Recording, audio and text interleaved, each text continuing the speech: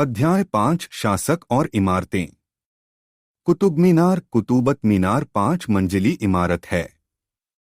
कुतुबुद्दीन ऐबक ने लगभग 1199 में इसका निर्माण करवाया था।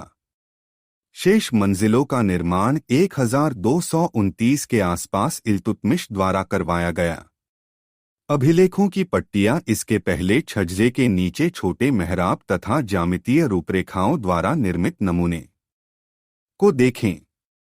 ये अभिलेख अरबी में हैं। मीनार का बाहरी हिस्सा घुमावदार तथा कोणीय है। ऐसी सतह पर अभिलेख लिखने के लिए काफी परिशुद्धता की आवश्यकता होती थी। सर्वाधिक योग्य कारीगर ही इस कार्य को संपन्न कर सकते थे।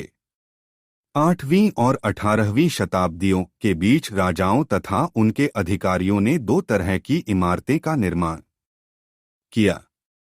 पहली इस दुनिया इमारतों को सुरक्षित, संरक्षित और दूसरी दुनिया में आराम विराम की भव्य जगहें, महल तथा मकबरे थे। दूसरी श्रेणी में मंदिर, मस्जिद, हौज, कुएं 7वीं और 10वीं शताब्दी के मध्य वास्तुकार भवनों में और अधिक कमरे, दरवाजे और खिड़कियां बनाने लगे। छत, दरवाजे और खिड़कियां अभी भी दो ऊर्ध्वाधर खंभों के आर पार एक अनुप्रस्थ क्षैतिज रखकर बनाए जाते थे। वास्तुकला की यह शैली अनुप्रस्थ टोड़ा निर्माण कहलाई जाती है। 8वीं से 13वीं शताब्दी के बीच मंदिरों, मस्जिदों, मकबरों तथा सीहीदार कुओं, बावली से जुड़े भवनों के निर्माण में इस शैली का प्रयोग हुआ। 12वीं शताब्दी में दो प्रौद्योगिकीय एवं शैली संबंधी परिवर्तन दिखाई पड़ने लगते हैं। एक, दरवाजों और खिड़कियों के ऊपर की अधिसंरचना का भार कभी कभी मेहराबों पर डाल दिया जाता था। वास्तुकला का यह चापाकार रूप था।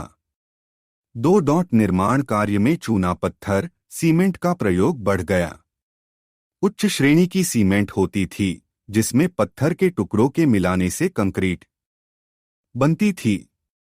इसकी वजह से विशाल ढांचों का निर्माण सरलता और तेजी से होने लगा। मंदिरों, मस्जिदों और हौजों का निर्माण मंदिरों और मस्जिदों का निर्माण बहुत सुंदर तरीके से किया जाता था क्योंकि वे उपासना के स्थल थे। वे अपने संरक्षक की शक्ति, धन वैभव तथा भक्ति भाव का भी प्रदर्शन करते थे। उदाहरण के लिए राजराजेश्वर मंदिर को लिया जा सकता है। एक अभिलेख से इस बात का संकेत मिलता है कि इस मंदिर का निर्माण राजा राजदेव ने अपने देवता राजराजेश्वरम की उपासना हेतु किया था।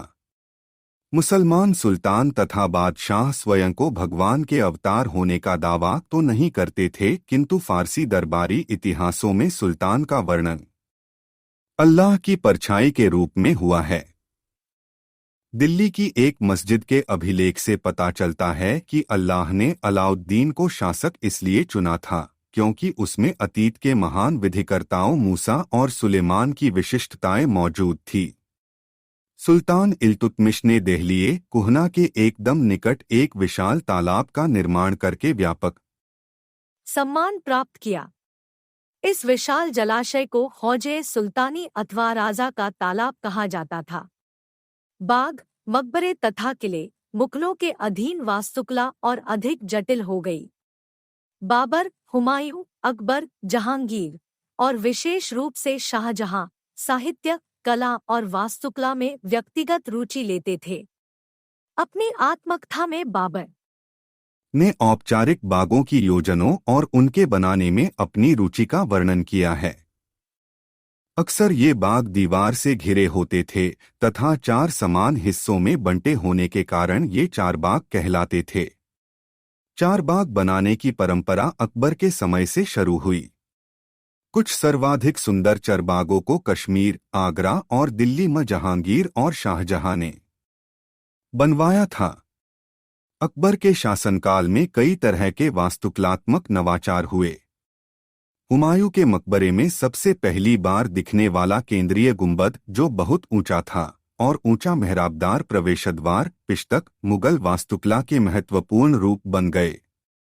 हुमायूं का मकबरा 1562 से 1571 के बीच निर्मित इस इमारत का निर्माण लाल बलुआ पत्थर से हुआ था तथा इसके किनारे सफेद संगमरमर से बने थे।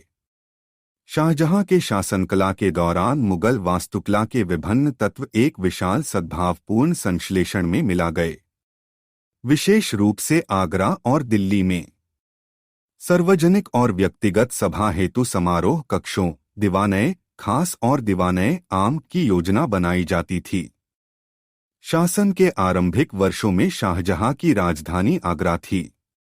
इस शहर में विशिष्ट वर्गों ने अपने घरों का निर्माण यमुना नदी के तटों पर करवाया था। शाहजहां ने अपने शासन की भव्यतम वास्तुकलात्मक उपलब्धि ताजमहल के नक्शे में नदी तट बाग की योजना अपनाई। आगरा का ताजमहल का निर्माण 1643 में पूरा हुआ। क्षेत्र व साम्राज्यत 8वीं व 18वीं शताब्दियों के बीच जब निर्माण संबंधी गतिविधियों में बढ़ोतरी हुई तो विभिन्न क्षेत्रों के बीच विचारों का भी पर्याप्त आदान प्रदान हुआ। विशाल साम्राज्यों के निर्माण ने विभिन्न क्षेत्रों को उनके शासन के अधीन ला दिया।